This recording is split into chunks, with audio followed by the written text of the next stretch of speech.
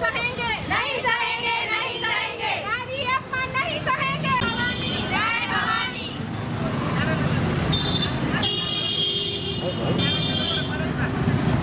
नहीं सहेंगे, नहीं सहेंगे।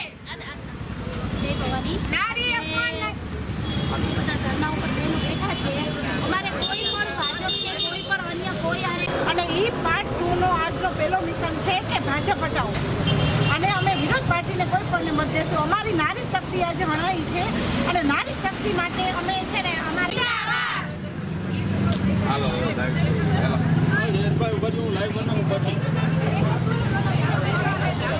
માતાજી જય ભવાની। હું ચંદ્રિકા વરણજી સિસોડા।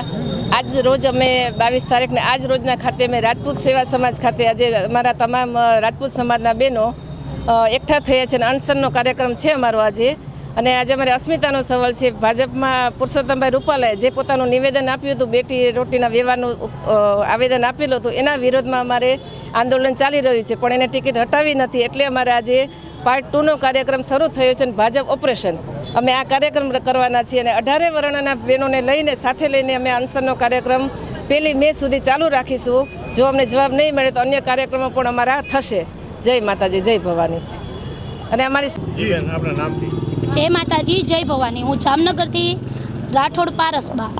આજે અમારે આટલું બધું મોદી સાહેબને જણાવવાનું કે આટલું બધું આજે અમે બહેનો હેરાન છે। ખેડૂતો માટે કોઈ વાત થાય કે કોઈ ગાયો માટે વાત થાય, અમારા બહેનો દીકરીઓ માટે વાત થાય ત્યારે મોદી સાહેબને તરત જ ફેસલો કરી દેવો જોઈએ। આટલું બધું અમે કરી છીએ તો આમાં કાંઈ ખોટી વાત છે જ નહીં।